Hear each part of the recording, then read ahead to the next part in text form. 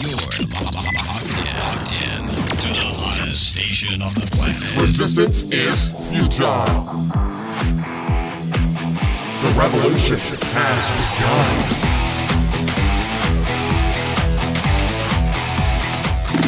You're listening to Rebelpreneur Radio, helping you break the rules and build the business you need for the life you want. And now, broadcasting his pirate signal from somewhere beyond the status quo, here's your host, best-selling author, marketing and media strategist, Ralph Brogden. Hello and welcome to Rebelpreneur Radio. It's the show that helps you build the business you need so you can live the life you want.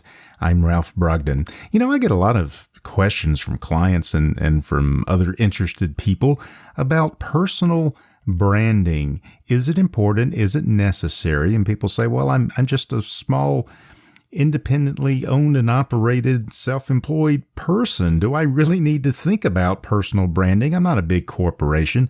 And the answer is absolutely. In fact, now even more than ever in our connected society, you really need to pay attention to your personal branding. So we've brought in an expert in personal branding, and it's my pleasure to welcome Mr. Rich Keller. As a catalyst, Rich Keller is a motivational speaker on a mission to transform 1 million lives, one word at a time. With 25 years of branding experience at Nabisco, Kraft and Godiva, along with an MBA from the Wharton School of the University of Pennsylvania, Rich inspires young adults to craft their personal brands in one word so they can stand out, conquer obstacles, reach excellence, and score. Rich, welcome to Rebelpreneur Radio.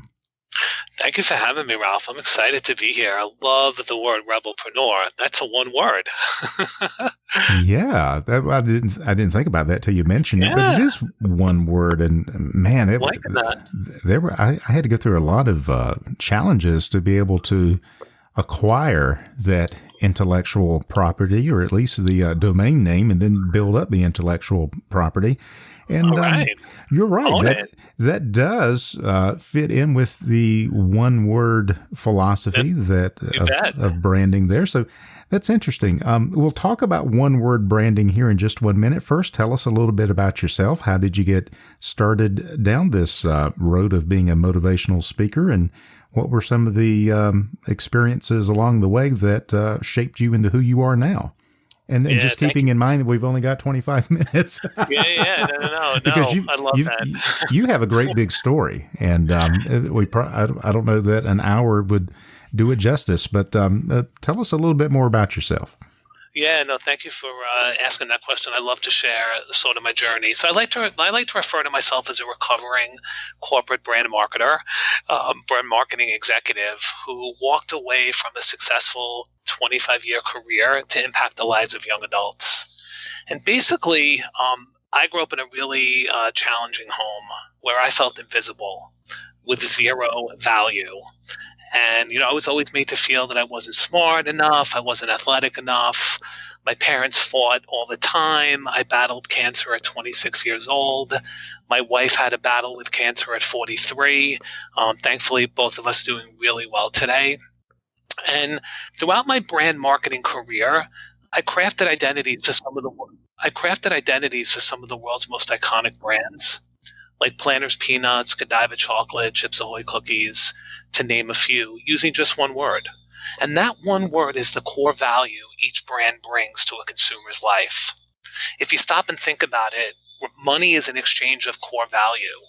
I pay money for a brand because it provides a core value that makes my life better. And two things happened to me along the way. The first one was when I was interviewing with a professional recruiter. I thought I was getting the job. And it turns out she told me I wasn't getting the job because she told me I was a catalyst and they were looking for a babysitter for this job. And that was the first time, as crazy as that sounds, Ralph, that was the first time where I realized that someone just defined the core value that I give to the world. My definition of branding and personal branding is that you give away your core value because we buy brands in exchange for value. Now, did you know that was your core value before that recruiter pointed that out? I couldn't articulate it in that one word, but I always knew that I was a disruptor in many ways. But I couldn't articulate it because sometimes we don't see what's right in front of our eyes. And so when I left there, and I was upset that I didn't get the job, but I was more intrigued by the fact that she actually took everything about me that she knew during the whole process and got it down to one word. And the second thing that happened to me was an encounter that I had with my son, Zach. So in the fall of 2016, my son, Zach, was applying to college, and he asked me to help him prepare for his alumni interviews. And of course I said yes, because I'm a marketer. And I asked him one simple question that would change the entire trajectory of my career. I simply said to him, "Tell me about yourself." And he looked at me and said things like, "I'm a high school senior, I work hard." But then he said something to me that was really incredible. He said, "Dad, that is an overwhelming question, and they don't teach us how to answer this in high school." And of course, I thought to myself at that moment, well, here's a kid who doesn't understand who he is. He has no idea who he is. And maybe this one word core value approach that I created for all the brands I worked on can work on people. And so think about it. If we view ourselves as a brand, which is what I try to tell people today, we come to realize that we do sell ourselves every day, whether it's applying to college, interviewing for a job, or applying for a leadership position. So how do we communicate the core value we can provide in exchange for that college acceptance, that job, or that coveted leadership position? So I said to Zach, let's do a few exercises. And I did them with my son. They were all in my head at the time. And he discovered his core value in one word, and it was perseverance. And then he went one step further, and I challenged him to write an outstanding college personal statement. And he wrote an amazing story about a campfire event at sleepaway camp.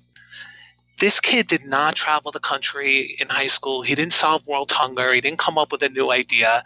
He literally went to sleepaway camp, but he told a story about how he demonstrated his core value of perseverance, and he got into Cornell. And 1 year later, I was literally at work.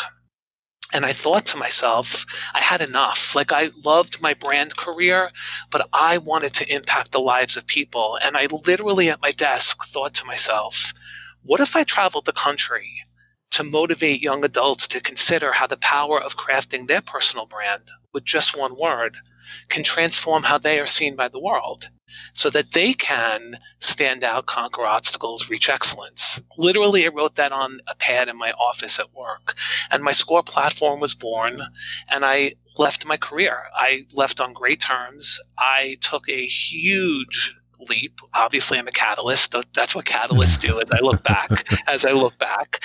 But I walked away because I wanted to transform 1 million lives before I know this sounds morbid, but before I die. And the idea was, because I knew my story, I grew up with no value. I discovered my value, obviously, through this interaction with that recruiter. I helped my son discover who he was. And I thought to myself, well, maybe that is my calling. And before I go, I can look back and say, I came in with no value, or at least feeling invisible. But boy, am I leaving helping 1 million young adults discover who they are. So I speak today in high schools, I speak in colleges, entrepreneurship conferences, and companies, and I'm building my business from the ground up. I am starting from, zero, but I travel the country now to inspire these young adults to really understand the basis or the insight of my platform. And it's the following. It's what you do is not who you are, but who you are should drive what you do. And that one insight changed my entire life, because we are raised to believe that our identity is caught up in what we do. If I ask you to tell me about yourself, Ralph, most people start with what they do, because that's what we're trained to do. And then you lose your job. All of a sudden you're not working, and you're like, what do I say now? Because we think our identity is caught up in our title. And my whole insight and platform and message is, Who you are drives what you do. I don't care if you never work again. I don't care what you do for a living. We all have that one core value that we give to the world, like a brand, in exchange for, in this case, money if you're applying for a job, a college acceptance, a leadership position. And I want people to discover who they are at a much younger age than I did so that they can reach their goals and dreams quicker than I did, because who you are defines what you do. Very, very, very encouraging and very inspirational.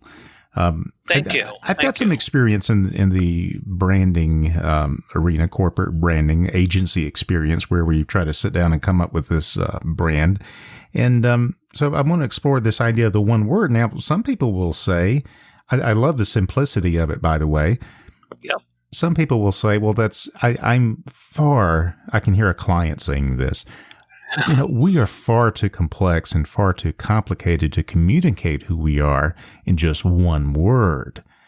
So how can we address that? How do we get around this objection that, people can't get me in just one word? Is it really about everybody else, or is it really you can't wrap your brain around this one word? Yeah, so I always, let's do an example together. I think I'll do exactly what I do on stages when I speak around the country. Let's use Starbucks as a perfect example. I'll say to the audience, tell me the first word that comes to mind when you hear Starbucks. I usually hear two things. Majority of the people will say coffee, which is exactly what I expect them to say. And some people will say expensive. So I then share my core value approach as I just shared with you. And then we go back to Starbucks, and I ask somebody in the audience to stand up that stays at Starbucks. They go there and they literally spend, time in there. And when we are talking to them and I speak with them, what we come to realize is that Starbucks' core value is community. If you think about it, the reason why people say the coffee is expensive is because you're not paying for the coffee. You're paying for the core value of community. You think about it, people stay there. The aroma, the Wi-Fi, the cushy chairs, the barista putting your name on the coffee. That is in an effort to make you feel like you're part of their community, third office, as they call it. And so the idea is your product is not your brand. And so when I work with people, but when I was in the corporate world, you have a lot of things your brand does. But if you really think about Starbucks, the one core value that they are offering you is community. Because if they were in the coffee business, they wouldn't need a retail location. So Howard Schultz will tell you in his book, we are in the community business serving coffee, not the other way around. And that's when people start to say, oh, I understand what you're saying. So the number one core value reason for being for Starbucks is community. Love that. Okay. So how does this process work when you're helping people to create this personal brand? It's really an exercise in self-awareness, isn't it? Yeah, it is. And what I did was when my son went through this experience and got into Cornell, and then my daughter did it, and my daughter's a driver, by the way, that's her one word, and she got into Vanderbilt. I had a challenge of it was all inside my head. And so I worked with a team and I created a workbook. I created a program, and it's basically a workbook, and it's a deep exercise in introspection about yourself. And it's a series of questions that I believe really help me and the person land and discover what their one word is. So it's examples like, what are you great at? When people come to you, what do they come to you for? Things like, what is your legacy? That's a really important question in my program. I want to know what you want to be remembered for. And when people say to me, well, I want to be remembered for being nice and, somebody that everybody enjoyed, I'm like, nope, we got to go deeper. Like, literally, what do you want people to say was your role in this world? Because we get up in the morning to make a difference in the world, hopefully. And so through my exercises, I then have a series of exercises that people will go through where they circle words, they group them, but ultimately we land with all the words that they bring and they group together. We land on a sentence that begins with I am, and it's a sentence about them. And the idea is because it came from their workbook, their diary, it's their work. And that one sentence, I then help them understand based on that sentence, what is the one word that encapsulates who you are? And that ends up being their core value, in my case, being a catalyst. And what's really amazing to me is that when I'm done working with people, the level of confidence that these people experience is staggering. And I've learned over the last year that I've been doing this, it's people want to be seen, heard, and valued. That's really it. And the idea that you can literally go to somebody and say, I know what my core value is. I know that I am an illuminator. I know that I'm a beacon. I'm a pathfinder. I'm a trailblazer. Then that just sets them into a whole different mindset of how they can then go out and either, if they're an entrepreneur, take that identity and create a business around it. If they are in a college setting, they have to get through that interview. First 7 seconds is when you make an impression in an interview. In those first 7 seconds, you can literally say, at my core, I am a perseverer.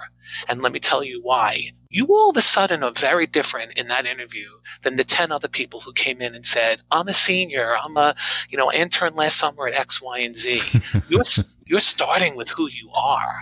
And then in high school, I really have success with helping kids write that first college personal statement, because you have to tell a committee, what are you bringing to my campus? Because at the end of the day, there's a lot of thousands of applications in that pile. But if you think about it, if you tell them what you're going to bring, they're going to have a much better sense of who you are than literally just looking at your GPA or your high school recommendations. And so for my children, they were the ones that gave me the fuel to do this, because my kids are amazing, but they weren't solving the world.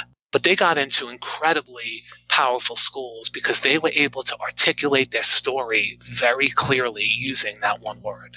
Excellent. And so the lesson there for our listeners who are thinking about personal branding or evaluating whether or not they need a personal brand, what would you say to them in terms of your experience with corporate branding and then with personal branding with young adults? How is this going to help them to build the business they need and live the life that they want and do it in a way that is preferable to the way they're doing it now? Yeah, I'll say 2 things. I'll say first that your reputation arrives before you do. Okay, that is a really important, that stops people when I say that to them. Your reputation arrives before you do. And number 2, I tell them what Jeff Bezos always says is your brand is what other people say about you when you're not in the room. So if you think about it, Ralph, I tell people, how many people have a phone? And they raise their hand and I say, you're a brand. Welcome to branding. Because it's about perception and reality. And my whole basis for my branding definition is you got to create an identity about yourself. And that identity is going to be either done by yourself, being consistent in who you are with this core value. One thing, you can only be known for one thing. If you think about it, we get hit with so many things and everybody says, be consistent. Consistency breeds credibility. Well, the only way to be consistent is to say the same thing a million times.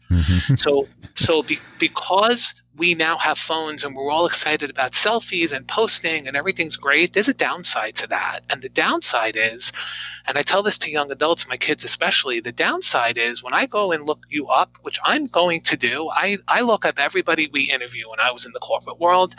What you put out there is what I am thinking about before you walk in my office. And if you are not who you think you are, you already have 10 minutes to rejigger my brain to get me up to speed with you. Yeah, and that's going to be that's a big challenge to try and undo whatever damage you've already done to your brand online, isn't it? Well, that's exactly right. And I always say to my daughter, like, you want to post the red, cups and the bikinis and the cleavage and the beach. Great. I have no problem with that. We are human beings. But tell me you're an athlete. Tell me what you're doing in school. Like, give me a sense of who you are that encapsulates your core value, or that I could, my daughter's a driver in this case. I want people to understand that the phone has made all of us a brand. And when I share that with people, they say, I never thought of that. You're right. If somebody says something about me and I'm not in the room and it's not true and I have to go fight it, well, you're fighting something that people are believing in you because that's what they see. Mm-hmm. And with entrepreneurs, the insight for me is that the entrepreneur is the brand. People buy human connection. And so Howard Schultz, in my Starbucks example, his core value is community. If you read his story about his dad and growing up, it was all built around community and the idea that he didn't want anybody to suffer the way his dad did in the working world. And so my whole work with young entrepreneurs is to take your core value, like Howard Schultz did, and make that the identity of your business venture. Your business venture is not a brand until you make it a brand.